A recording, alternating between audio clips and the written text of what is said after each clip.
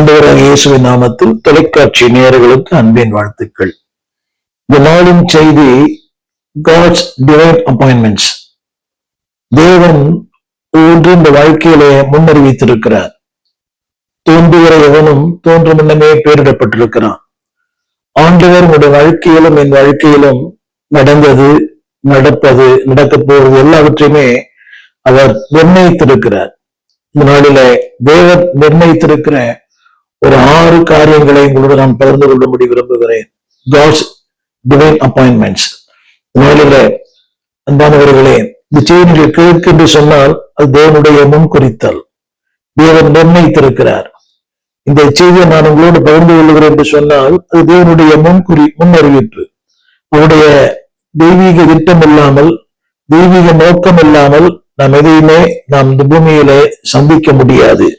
இந்த முதலாவது குறிப்பு எபிரேயர் புஸ்தகம் 9ஆம் அதிகாரம் 27ஆம் வசனம். எபிரேயர் 9:27. அந்த வார்த்தை இப்படி சொல்லுகிறது: அன்றியும் ஒரேவர மரிப்பதும் பின்பு நியாய தீர்ப்பு அடைவதும் மனுஷனுக்கு நியமிக்கப்பட்டிருக்கிறது. நியமனம். இதனால செய்தி என்னவென்றால் God's divine appointment. அதாவது தேவன் எதை நியமித்திருக்கிறார். இன்றைக்கு அனைவருடைய வாழ்க்கையில மிகப்பெரிய குழப்பங்கள் எல்லாம் இருக்கிறது. இது தேவன் தானா, இது உணர்ச்சிகள் தானா? வேதம் சொல்லுகிறது, முதலாவது என்னுடைய முதல் குறிப்பு என்னவென்றால் God's divine appointment. அதாவது தேவன் இந்த பூமியில வைத்திருக்கிற ஒன்று மரிப்பது, பின்பு நியாய தீர்ப்பு அடைவது. அப்படியானால் அன்பானவர்களே, அந்த மரணத்தில் 2 காரியங்கள் இருக்கிறது. யாருக்காக வாழ்ந்தோம், எப்படி வாழ்ந்தோம், எதற்காக வாழ்ந்தோம், ஊருக்காக வாழ்ந்தோமா, உலகத்திற்காக வாழ்ந்தோமா, சுயநலத்திற்காக வாழ்ந்தோமா, தேவனுக்காக வாழ்ந்தோமா? இல்லை. இரண்டாவது, அடுத்த ஒரு வார்த்தை வசனம் சொல்கிறது ஒரே தரம் தான். இன்றைக்கு அனைவரும் நினைக்கிறார்கள் அடுத்த பிறவி மறுபிறவி. ஒருவேளை பேச்சுக்கு வேணுமாக சொல்லலாம், ஆனால் மனித வாழ்க்கை என்ற ஒரே தரம் தான். என்னை கேட்டுக்கொண்டிருக்க அன்புடைய பிள்ளையே, இந்த வாழ்க்கை உனக்கு தேவனால் கொடுக்கப்பட்டது. It is an opportunity. யாருக்குமே கிடைக்காத ஒரு பாக்கியத்தை கர்த்தர் தந்திருக்கிறார். பிறப்பதும் இறப்பதும் தேவ சித்தம். இடையில் வருவதெல்லாம் அவருடைய வாழ்க்கையின் நோக்கம். நாளிலே ஒரே தரம் நன்றை முடிக்க வேண்டும். இந்த வாழ்க்கை ஒரு முறைதான், இந்த ஜீவன் ஒரு முறைதான். இந்த தேவன் தந்த இந்த வாழ்க்கைக்காக நீங்கள் நன்றி சொல்லியிருக்கிறீங்களா? இந்த வாழ்க்கையை எப்படி நீங்கள் பயன்படுத்துவது என்ற மிகப்பெரிய கேள்வி. திருமறை சொல்கிறது ஒரே தரம் மரிப்பதும், அடுத்த வார்த்தை பின்பு நியாய தீர்ப்பு அடைவதும் மனுஷருக்கு நியமிக்கப்பட்டிருக்கிறது. இது கிறிஸ்தவர்களுக்கு மட்டுமல்ல, இந்த பூமியிலே மனிதனாய் பிறந்த ஒவ்வொருவருக்கும் தேவன் நியமித்திருக்கிற ஒன்று. அந்த வசனம் படி சொல்கிறது நியமிக்கப்பட்டிருக்கிறது. அது அடுத்த வார்த்தை இந்த வசனம் போட்டு எழுதப்பட்டிருக்கிறது, பாவங்களை சுமந்து தீர்க்கும்படியாக. அடுத்த குறிப்புகளை போக நியமிக்கப்பட்டிருக்கிறது. அப்படியானால் உங்களுடைய வாழ்க்கை, என்னுடைய வாழ்க்கை நியமிக்கப்பட்டிருக்கிறது. ஒரு சின்ன கேள்வி, அந்த நியமனத்தை நாம் இந்த பூமியில் அறிந்து கொள்ள முடியும். இந்த வசனம் இப்படி சொல்கிறது நியாய தீர்ப்பு அடைவது. அவருடைய கருப்பொருள் என்னவென்றால் தண்டனை, விசாரணை அல்ல, தண்டனை. திருமறை சொல்லுகிறது நியாய தீர்ப்பு அடைவது. அப்படியானால் தேவன் உங்களுக்கு எனக்கு வைத்திருக்கிற ஒரு முதல் குறிப்பு என்னவென்றால் how we live. இந்த வாழ்க்கை எப்படி வாழ்கிறோம்? என்னை கேட்டுக்கொண்டிருக்க அன்புடைய பிள்ளையே, இது பணம் சம்பாதிக்க வேண்டும், ஆடம்பரமாய் வாழ வேண்டும், சுந்தரமாய் வாழ வேண்டும் இல்லை. how you live. இந்த ஒரே ஒரு வாழ்க்கை. வில்லியம் கேரியர் சொன்னது போல ஒரே ஒரு வாழ்க்கை, அது வேகமாய் கடந்து போகும்.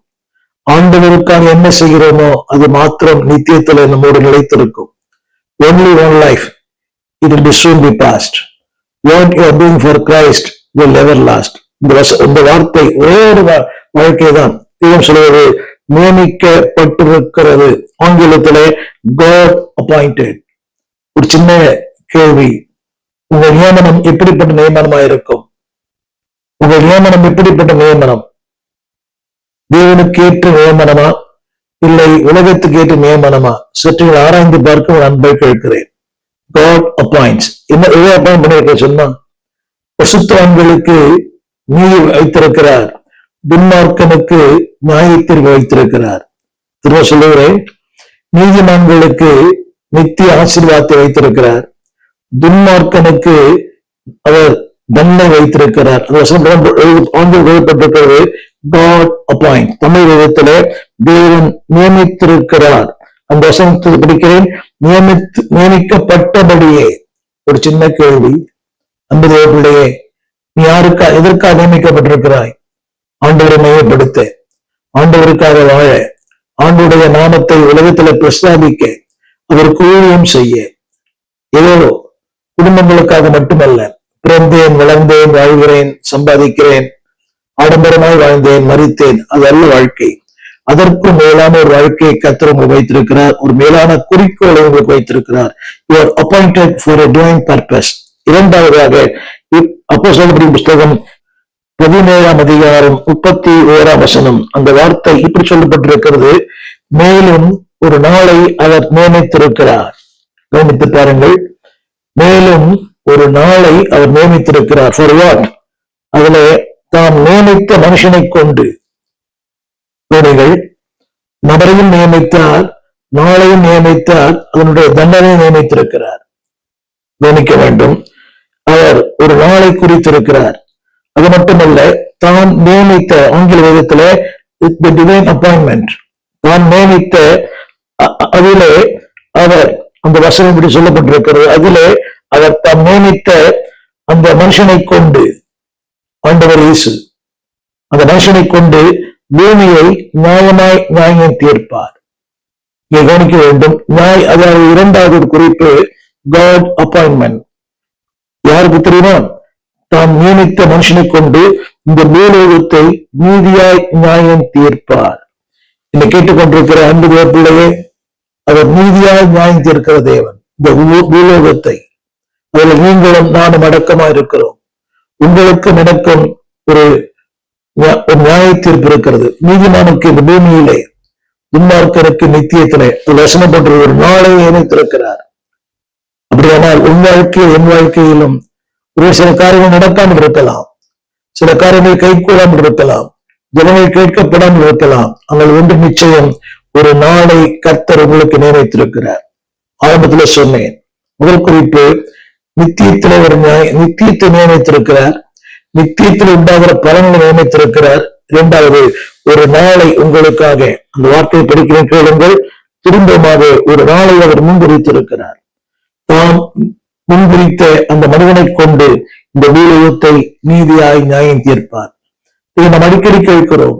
துன்மார்க்கர் பெருகுகிறார்கள், துன்மார்க்கர் செழிக்கிறார்கள், துன்மார்க்கர் ஆணவத்தோடு இருக்கிறார்கள், துன்மார்க்கர் இலக்கரிக்கிறார்கள், துன்மார்க்கர் அவருடைய கூக்குரல் அதிகமா இருக்கு, அவருடைய ஆர்ப்பரிப்பு அதிகமா இருக்குது. அரசியலை பார்க்கிறோமே, அரசு துன்மார்க்கர் செழித்திருக்கிறார்கள், கோடி கோடியாய், லட்சங்கள்ல அதிலே கோடிகள் துன்மார்க்கர். பழமை சிறைக்கு போனவர்கள், மதுபானம் இருக்கிறவர்கள், கள்ளச்சாராயம் கடத்துகிறவர்கள், தவறான தொழில் பண்ணுகிறவர்கள், அநேக குறைகளை செய்தவர்கள். But today God has appointed, ஒரு நாள் நியமித்திருக்கிறார். என்னை கேட்டுக்கொண்டிருக்கிற அன்பு சகோதரனே, இது ஏதோ ஒரு குறிப்பிட்ட மதத்தினருக்கு மட்டுமல்ல, எல்லாருக்கும், எல்லா ஜாதிக்கும், எல்லா மொழிக்கும், எல்லா பாஷைக்காரருக்கும் ஒரு நாளை நியமித்திருக்கிறார். முதலாவது, ஆரம்பத்தில் சொன்னது போல இவர் 9:27, அது பாவத்திற்கான ஒரு தீர்ப்பு. இது ஏறக்குறைய அப்படித்தான். அங்கே ரெண்டு தான் நியமித்திருக்கிறார். ஒன்று நீதிமானுக்கேற்ற ஒரு ஆசீர்வாதம் இங்கு சொல்லப்பட்டிருக்கிறது. அதிலே அவர் நீதியாய் பூலோகத்தை, இந்த எத்தனை எதிர்மறையான சக்திகள் கிறிஸ்துவத்தை ஒடுக்க, அடக்கி ஆள, அதை கீழ்ப்படுத்த, வசைப்பாட, நாள்தோறும் இந்த ஊடகத்துல நம்மை குறித்து கேவலமான, இழிவான வார்த்தைகளை பேசுகிற மக்கள் ஏராளம். அதற்கென்று பல சேனல் இருக்கிறது. அதற்கென்று சில நபர்களை பிசாசு நியமித்திருக்கிறான். வேதம் சொல்லுகிறது, ஒரு நாளை இந்த பூலோகத்தை கர்த்தர் நியாயம் தீர்ப்பார். ஆங்கிலத்துல God appointed a day, ஒரு நாளை நியமித்திருக்கிறார், ஒரு மனிதனை நியமித்திருக்கிறார். எல்லாமே God's appointment. மூன்றாவது சொல்ல விரும்புகிறேன், தேவனுடைய இன்னொரு அப்பாயின்மெண்ட் என்னவென்றால், யோசுவாவின் புஸ்தகம் 7ஆம் அதிகாரம் 9ஆம் வசனம். யோசுவா 20:9 அந்த வார்த்தை இப்படி சொல்லுகிறது, கைப்பிசகாய் ஒருவனை கொண்டவன் எவனோ அவன் சபைக்கு முன்பாக நிற்கும் வரைக்கும் பழி வாங்குகிறவன் கையினாலே அவன் சாகாதபடிக்கு ஓடிப்போய் ஒதுங்கும்படி இஸ்ரவேல் புத்திரர் யாவருக்கும் அவர் நடுவே தங்குகிற பரதேசிக்கும் ஒரு குறிப்பிட்ட பட்டணத்தை நியமித்திருக்கிறார். இது ஒருவேளை உங்களுக்கு புரியுமோ புரியவில்லை என்று தெரியவில்லை. திரும்ப சொல்லுவேன், வாழ்க்கையிலே தவறு செய்தவர்கள், அறியாமல் செய்தவர்கள், அந்த மக்களுக்கு தேவன் வைத்திருக்கிற மிகப்பெரிய மாற்று வழி என்னவென்றால் ஒரு அடைக்கலம் இருக்கிறது.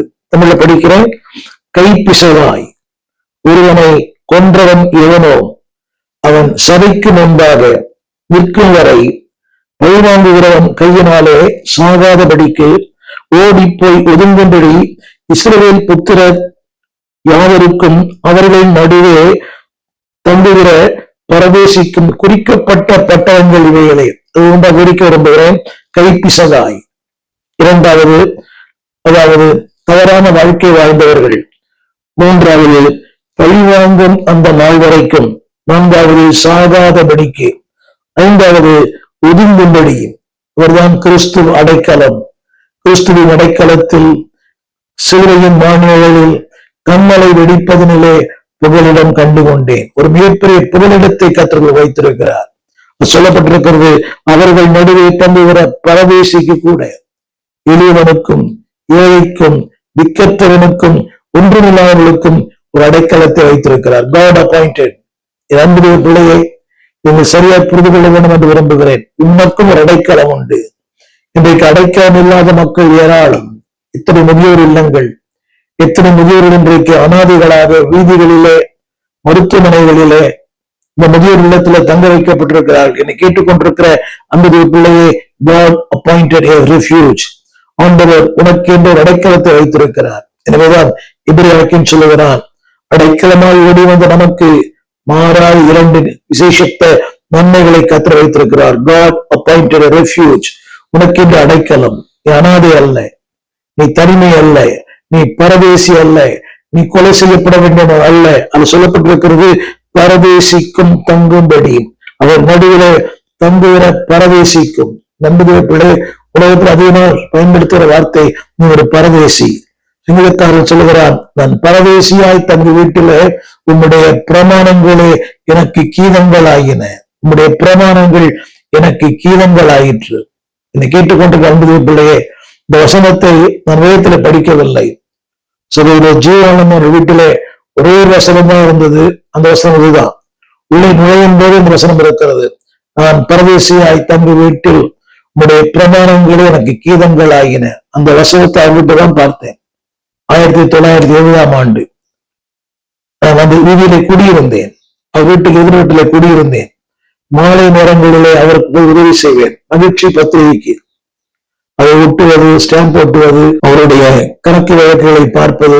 73, 74 அந்த வீட்டில்தான் வசனத்தை பார்த்தேன். அன்றைக்கு என் வாழ்க்கையில அப்படியே உள்ளத்துல பதிந்து விட்டது. நான் பரதேசியாய் தங்கும் இந்த உலகம். தேவன் சொல்லுகிறார், இந்த உலகத்துல உனக்கு ஒரு அடைக்கலத்தை, தமிழகத்துல ஒதுங்கும்படி உனக்கு குறிக்கப்பட்ட பட்டணங்கள் இவைகளை. அன்பு பிள்ளையே, உனக்கென்று தேவன் ஒரு இடத்தை வைத்திருக்கிறார். இங்கேயும் வைத்திருக்கிறார், அங்கேயும் வைத்திருக்கிறார். எனவேதான் சொன்னார், என் பிதாவின் வீட்டில் அநேக வாசஸ்தலங்கள் உண்டு.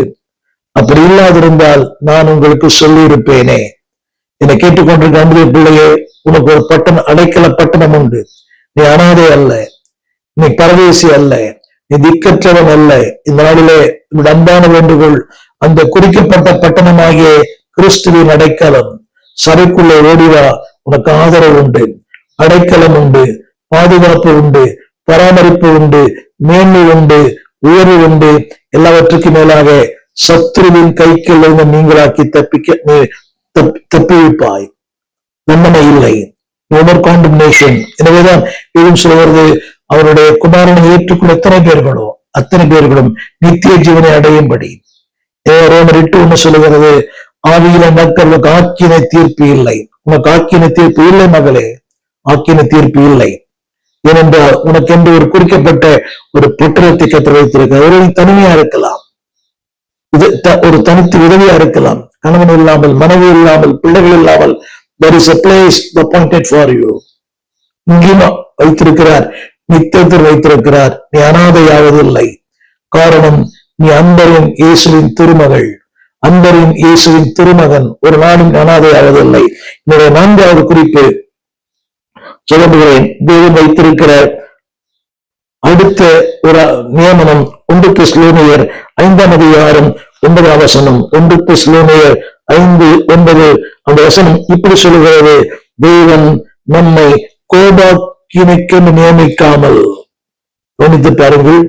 அனைவரும் நினைக்கிறாங்க அதுக்காக நியமிக்கவில்லை. ஆரம்பத்தில் சொன்னேன், தண்டனைக்கு ஒரு நியமனம் உண்டு, பாவத்திற்கு ஒரு நியமனம் உண்டு. ஆனால் என்றைக்கு நீ கிறிஸ்து வந்து வருகிறாயோ, என்றைக்கு தேவனுடைய பிள்ளையாய், அந்த வசனம் ஆரம்பிக்கும் போது இப்படி ஆரம்பிக்கிறது. 1 தெசலோனியர் 1ஆம் அதிகாரம் 1 வசனம் ஆரம்பிக்கும் போது, என்றைக்கு நீ தேவனுக்கு பிரியமா இருக்கிறாயோ, 1 தெசலோனியர் 1:2, தேவனுக்கு பிரியமான சகோதரனாய், என்றைக்கு தேவனுக்கு பிரியமாய், தேவனுக்கு பிரியமாய், திருச்சபைக்கு பிரியமாய், உன் போதகனுக்கு பிரியமாய், உன் பெற்றோருக்கு பிரியமாய், உன் கணவனுக்கு பிரியமாய், உன் மனைவிக்கு பிரியமாய், உன் பிள்ளைகளுக்கு பிரியமாய். இன்றைக்கு அநேக பிள்ளைகளினுடைய எண்ணங்களிலே பயங்கர வேதனை. அவங்க தகப்பன் தாயை குறித்து அநேகருக்கு சொல்லுகிற வார்த்தை, ஏன் தான் பிறந்தனோ தெரியல, ஏன் தான் இந்த குடும்பத்தில் வந்து பிறந்தனோ தெரியல, ஏன் தான் இந்த ஆளுக்கு நான் மனைவியானே தெரியல, ஏன் தான் இந்த கணவனுக்கு நான் புருஷன், இந்த மனைவிக்கு நான் புருஷனானே தெரியல. இப்படி இயங்குகிற மக்கள் ஏராளம். ஊழியர்கள், விசுவாசிகள் கூட, இதோ தெரியாம இந்த சபைக்கு வந்துட்டேன், தெரியாம இந்த போகட்டு மாட்டிட்டேன், இதை நான் சொல்வது உண்மை, சத்தியம், சத்தியம். அநேக சொல்லி கேட்டிருக்கிறேன். இப்படி போயிட்டேன் ஐயா, சபைக்கு வெளியே வர முடியல. அவர் சபிக்கிறார். ஆரம்பத்திலே ஆண்டவர் பற்றி சொல்லி கொடுத்தார். அவருடைய போக்கு சரியில்லை, அவருடைய காரியங்கள் சரியில்லை, நன்றாகவே தெரிகிறது, சபை மக்களுக்கும் தெரிகிறது. ஆனால் என்ன பண்ணுவதுன்னு புரியல. தேவன் சொல்கிறார், என்னுடைய பிள்ளையே, தேவன் உன்னை கோபாக்கினைக்கு நியமிக்கவில்லை. அடுத்த வார்த்தை அது சொல்லப்பட்டிருக்கிறது, இயேசு கிறிஸ்து மூலமாய் ரட்சிப்பு அடைவதற்கென்று நியமித்திருக்கிறார். இன்னைக்கு ஒரு தவறான எண்ணம், தவறான எண்ணம். அவருக்கு தான் ரட்சிப்பு, இவருக்கு தான் ரட்சிப்பு இல்லை. அதற்கென்று திஸ் இஸ் காட் அப்பாயின்மெண்ட். நீ ரட்சிக்கப்பட வேண்டும் என்பதே இவனுடைய சித்தமும் அவருடைய விருப்பமாக இருக்கிறது. அந்த வசனத்தை திரையிலே பாருங்கள். 2 முறை நியமிக்கப்படாமல் நியமித்திருக்கிறார்.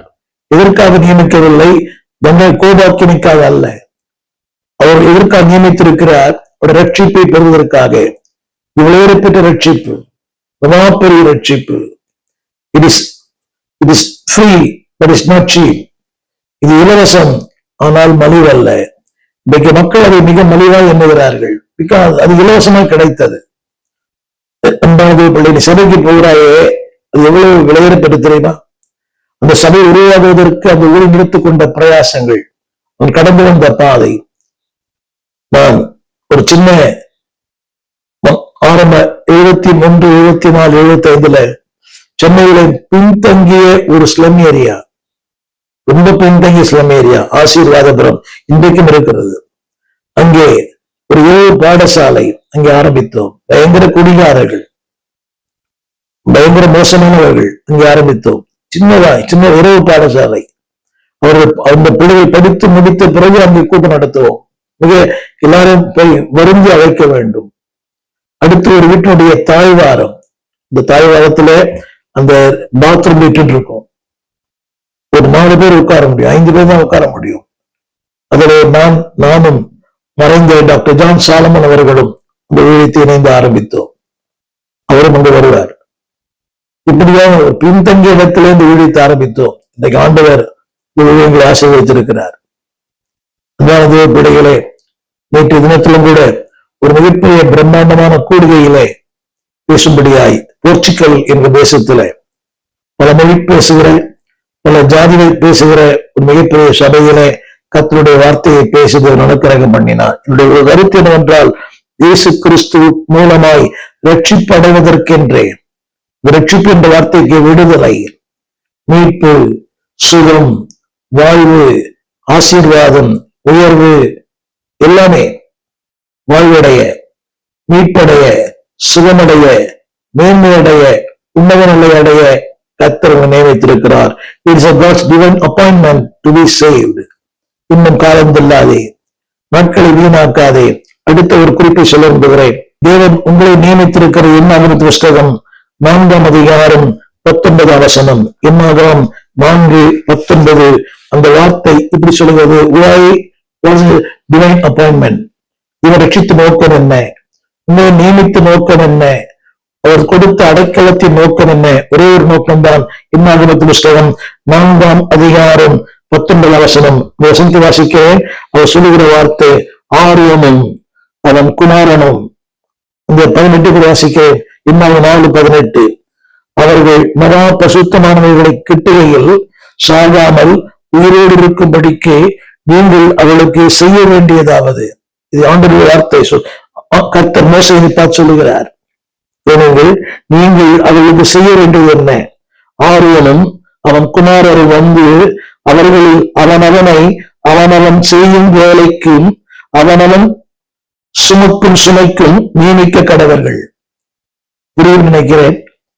அவனவனை அவனவன் செய்யும் வேலைக்கு அதாவது இவன் எந்த வேலையை செய்வானோ அது அவன் கரத்துல கொடுக்க கடவன். வார்த்தை படிக்க எவ்வளவு அழகான வார்த்தை. அவனவனை அவனவன் செய்யும் வேலைக்கு. எல்லாருக்கும் அந்த ஆசை தெரியுமா? அந்த வேலை செய்யணும், இந்த வேலை செய்யணும் இல்ல. அது ஒரு வார்த்தை எழுதப்பட்டிருக்கிறது. அவனவன் சுமக்கும் சுமைக்கு நியமிக்க கடவன். God's appointment for the calling, God's appointment for the service. முதல்ல சொன்னேன், தேவன் உங்களுக்கு ரட்சிப்பை நியமித்திருக்கிறார். இரண்டாவது ஒரு ஊழியத்தை நியமித்திருக்கிறார். திரும்ப வசனத்தை வாசிக்க கேட்கிறேன். அவர்கள் அவனவனுக்கு செய்ய வேண்டிய வேலை அவனவன் சுமக்கும்படியான சுமைகள் தேவன் நியமிக்க கடவர்கள். God appointed. நம்பி ஊழியர்களே, எனக்கு சந்தேகம் உண்டு. I am really called by God. நான் தேவன் அழைத்தது உண்மைதானா?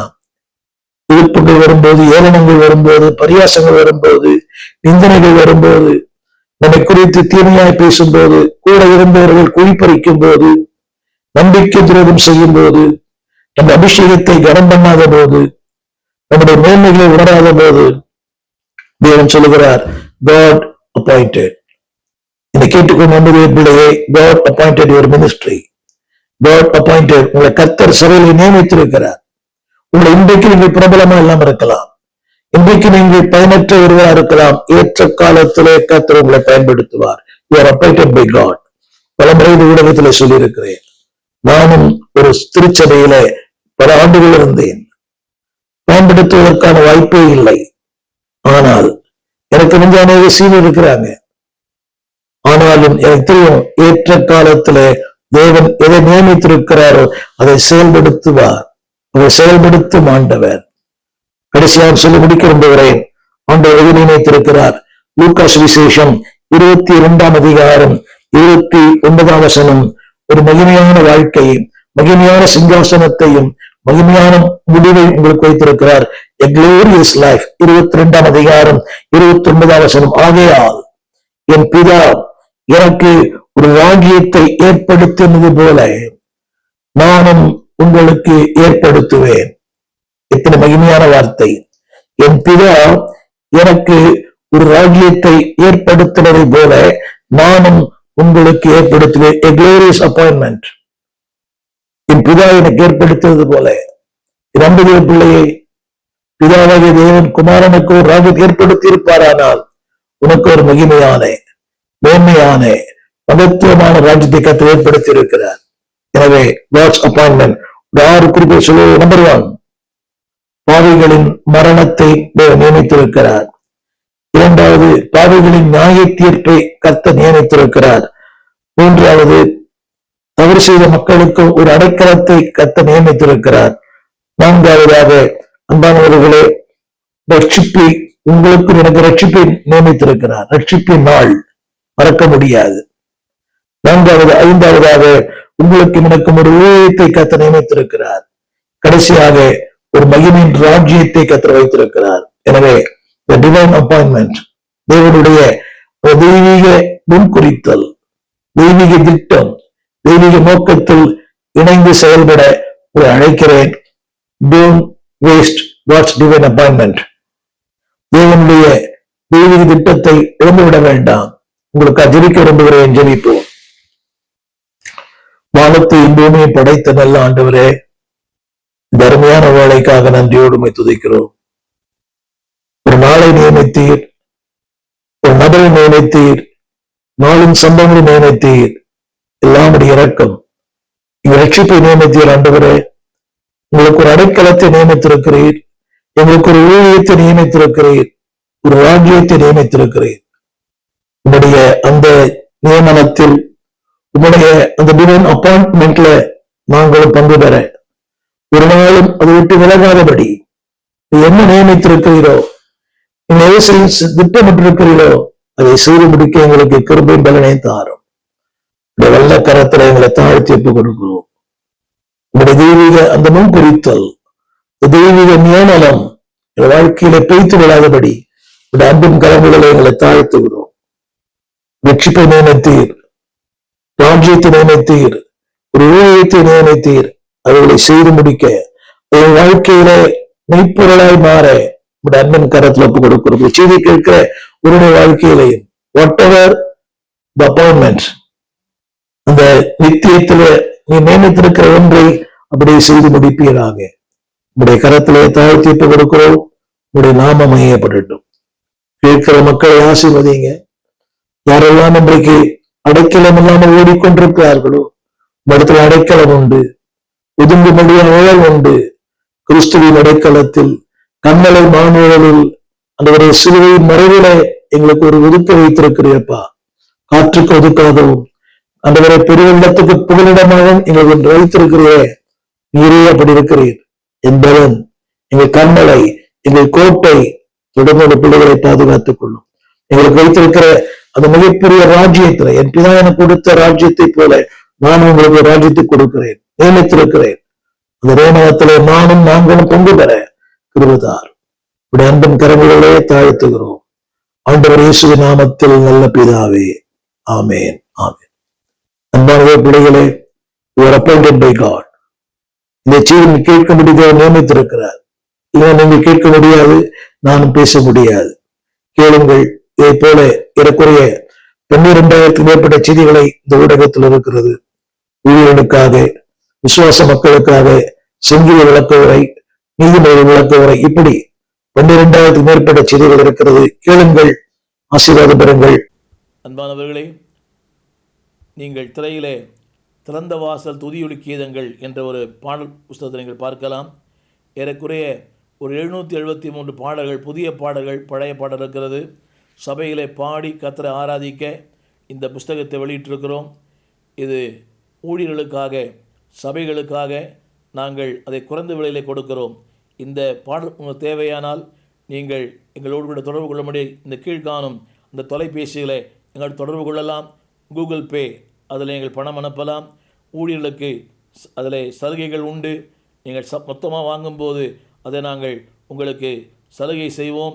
நீங்கள் பாடி கர்த்தரை மையப்படுத்த அன்போடு கேட்டுக்கொள்கிறோம். இது ஏறக்குறைய ஒரு 50,000 பிரதிகள் வரைக்கும் வெளியிட்டிருக்கிறோம். திறந்த வாசல் துதியொலி கீதங்கள். தமிழ் பேசுகிற பல இடங்களிலே இந்த பாடல் பாடப்படுகிறது. பழைய புதிய பாடல்கள் எல்லாவற்றையும் தொகுத்து வெளியிட்டிருக்கிறோம். பாடி பரமனை மையப்படுத்துங்கள். God bless you.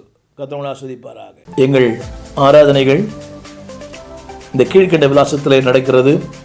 திறந்த வாசல் சபை, 65 பரமானந்த முதலை தெரு, 7 கிணறு, ஸ்டான்லி ஆஸ்பத்திரி சமீபம், பாரதியார் மகளிர் கலைக்கல்லூரிக்கு பக்கத்தில் ஸ்டான்லி ஹாஸ்பிட்டல் பக்கத்தில் திறந்த வாசல் சபை. ஒவ்வொரு ஞாயிற்றுக்கிழமை காலை 8 மணி முதல் 10 வரை, மாலை 6 மணிலிருந்து 8 வரை வினார நடக்கிறது. பங்கு பெறுங்கள். ஒரு நாளும் செவ்வாய்க்கிழமை 12 மணிக்கும் வெள்ளிக்கிழமை 12 மணிக்கும் ஜெபங்கள் நடக்கிறது. வாருங்கள், பங்கு பெறுங்கள். தேவ வார்த்தையை கேட்டு தேவனை மகிமைப்படுத்துங்கள். God bless you.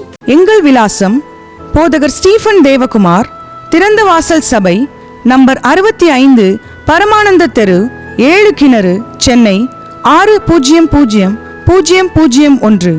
தொடர்புக்கு 9841839287. மேலும் 0444318330.